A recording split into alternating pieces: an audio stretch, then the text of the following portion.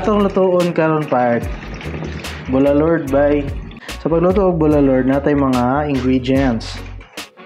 Isa na yun diha ang karne. Siyempre, sa bulalo ni mo, sabaw na tanan. Wala. Hindi ka kasabaw, wala kay karne, buwang na. Siyempre na rin ay karne, beef, yun na ba? Pinalami nga beef ba? Mga sibuyas, mga aromatic, sama sa ahos, aloy, araday ba aloy, ahos, onion leeks or katong saan ang onion leeks yan part?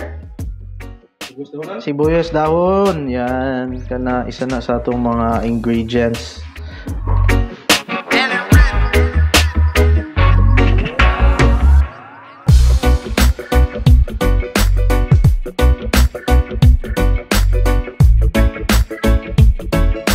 Unya, sa atong sinugba, asin na ba yung old ways mga berado, old school.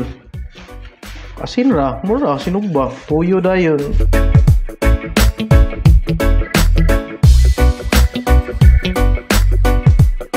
Ang makuha ni mga nutrients na bay is protein yun na bay kanato karne man na protein na bay samot na kanang sudan ra tanan kanon nya wala kay amot.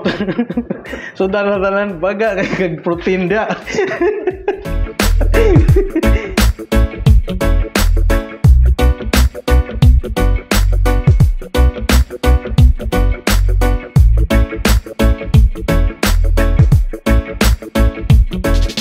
Aside sa itong bulalord part, nata yung binalamian nga.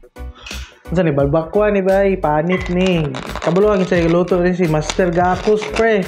Grabe ni kawod tanaw, i-highlights part, i-highlights na. Kinsa na dagwayo na. Maldito kay na.